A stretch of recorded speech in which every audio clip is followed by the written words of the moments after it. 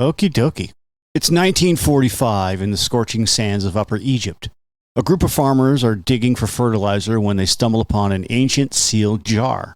Inside, they find a collection of manuscripts that will turn the world of Christian scholarship on its head. Among these is the Gospel of Thomas, a text that's as enigmatic as it is revolutionary. The Gospel flips the script on everything you thought you knew about Jesus' teachings. No miracles, no parables, no resurrection story, just 114 sayings that challenge you to look within for divine wisdom. And today, we're going to be talking about the Gospel of Thomas. It's a text that promises to reveal a different side of early Christianity.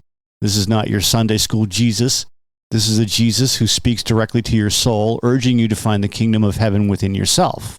So if you're intrigued, stay with us, because this is where we're going with this. And we're going to discover why the Gospel of Thomas is shaking up our understanding of early Christian thought. So it's 1945, and a momentous discovery has unfolded near Hammadi, which is a town in Upper Egypt. Local farmers were digging through the sands and unearthed a collection of ancient manuscripts that were sealed in a large jar. Among these treasures lay the Gospel of Thomas, a text that would challenge and expand our understanding of early Christian literature. This manuscript was part of what is now known as the Hammadi Library, which was a collection, or is a collection, of Gnostic writings that unveiled a hidden layer of early Christian thought long overshadowed by the canonical New Testament. The discovery of these texts have ignited scholarly debate and renewed interest in the diverse expressions of early Christianity. The Gospel of Thomas, written in Coptic, but believed to have Greek origins, has opened new dialogues on the evolution of Christian beliefs and the role of esoteric knowledge. So, learning about the Gospel of Thomas takes an interesting linguistic turn with the manuscript being written in Coptic, the language of Egyptian Christians. Coptic is the final stage of the Egyptian language and uses the Greek alphabet, supplemented with a few letters from Demotic Egyptian. This language was primarily used by the Coptic Church from the 2nd century AD through the 13th century.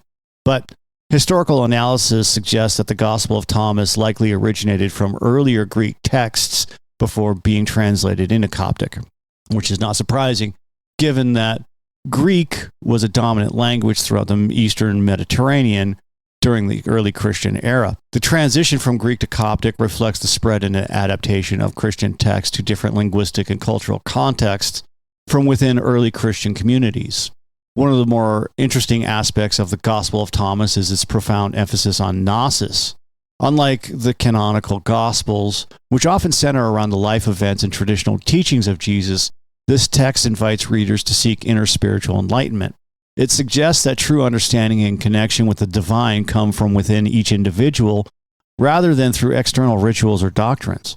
This focus on gnosis positions the Gospel of Thomas in stark contrast to Orthodox teachings, which generally emphasize adherence to established beliefs and practices.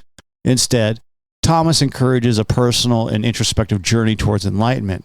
It's a call to discover the divine spark within oneself, promoting a form of spirituality that is deeply intuitive and inward-looking. By moving away from historical events and more orthodox rules, the Gospel of Thomas offers a unique spiritual pathway that aims to transcend traditional religious boundaries and foster a direct personal experience to the divine. The Gospel of Thomas is distinct in its presentation of Jesus' words. Unlike the traditional Gospels, it comprises a collection of sayings that are perceived as direct quotes from Jesus himself. These sayings are not intertwined with stories, miracles, or parables as seen in the canonical texts. One of the most striking features is the absence of a narrative context. Each saying stands alone, serving as a piece of spiritual wisdom or insight without the backdrop of Jesus' journeys or acts. This format places a strong emphasis on the sayings themselves, inviting readers or listeners to contemplate their meanings deeply. The sayings promote an understanding of Jesus' teachings that center around self-discovery and inner enlightenment. This approach aligns with Gnostic thought, encouraging individuals to seek divine knowledge within themselves rather than through external events or doctrines. In studying the Gospel of Thomas, one can't help but notice that some of its sayings have striking parallels with those found in canonical Gospels. For instance, familiar phrases like "the kingdom of heaven is within you" echo teachings in the Gospel of Luke. However, while the canonical Gospels often frame these sayings within a broader narrative or context, the Gospel of Thomas presents them as standalone wisdom. unaccompanied by miracles or stories. This format allows for different interpretation, one that leans heavily into the introspective and mystical elements of Jesus' teachings. For example, the famous saying about the kingdom of heaven within takes a more profound, almost meditative quality in Thomas's texts, suggesting an intimate, internalized path to divine understanding. This nuanced approach highlights the Gospel of Thomas's unique perspective, offering fresh insights even to those familiar with traditional Christian texts. One of the most compelling aspects of the Gospel of Thomas is its deep connection to Gnostic themes.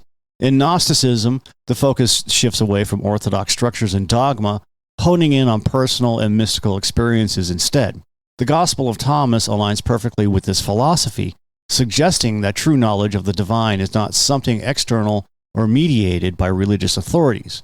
Rather, it's an inner awakening, a personal revelation that each individual can achieve. This introspective approach contrasts sharply with the canonical Gospels, which place more emphasis on community, rituals, and historical events. In the Gospel of Thomas, divine knowledge is seen as a deeply personal journey, a journey that involves peeling back the layers of reality to uncover profound truths within oneself. This focus on inner enlightenment was revolutionary and continues to captivate scholars and spiritual seekers alike, adding a unique layer to our understanding of early Christian thought. In the Gospel of Thomas, you'll notice a significant departure from what we find in the canonical Gospels. There is no narrative about the resurrection of Jesus. This omission can be quite striking for those familiar with the New Testament, where the resurrection is a central theme. But instead of focusing on the story of Jesus' life, death, and resurrection, the Gospel of Thomas puts a strong emphasis on spiritual sayings and teachings attributed to Jesus. This compilation of wisdom highlights an alternative approach to understanding the divine, one that prioritizes inner spiritual enlightenment over the historical events. And by leaving out the resurrection narrative, the Gospel of Thomas underscores a different kind of message. It's not about proving a miraculous event. It's about discovering profound truths within oneself. This aligns with a Gnostic belief that the path to divine knowledge comes from introspection and personal experience. The Gospel of Thomas has been a subject of considerable scholarly debate, especially regarding its date of composition. Some scholars argue that it could have been written as early as the 1st century, closer in time to the canonical Gospels. Others suggest a 2nd century origin, post-dating the New Testament texts. This has led to a wide range of interpretations about its role and influence within early Christian literature. The uncertainty around its dating also fuels discussions about how it should be contextualized among other Gnostic texts, and how its unique teachings on Gnosis and divine knowledge contributed to the early Christian thought. This early dating would position the Gospel of Thomas as one of the earliest accounts of Jesus' teachings, offering valuable insight into the development of early Christian thought. Proponents of this viewpoint to the text's primitive language and themes, which they argue align more closely with the earliest strata of Christian tradition. On the other hand, scholars argue for a later date, suggesting that the Gospel of Thomas was written in the 2nd century. They point to the text's advanced Gnostic themes and theological developments, which they believe reflect a larger stage in the evolution of Christian thought. This later dating would position the Gospel of Thomas within the broader context of 2nd century Gnostic literature, highlighting its role in the diversification of early Christian beliefs. Regardless of the precise date of the texts, the Gospel of Thomas holds a significant place in the history of early Christianity. Its unique emphasis on direct personal knowledge of the divine offers a valuable counterpoint to the more institutionalized and doctrinal approaches found in the canonical Gospels. By focusing on inner enlightenment and personal spiritual experience, the Gospel of Thomas highlights the diversity of early Christian thought and the beliefs that characterize the early Christian movement. In reading the Gospel of Thomas, we're invited to look beyond traditional doctrines and explore a mystical, inward journey that promises a deeper spiritual awakening. This perspective challenges us to reflect on our own path to understanding and the ways we seek knowledge of the divine, devoid of external validations that canonical texts often provide. All right, that's all I got for today. Thanks for listening.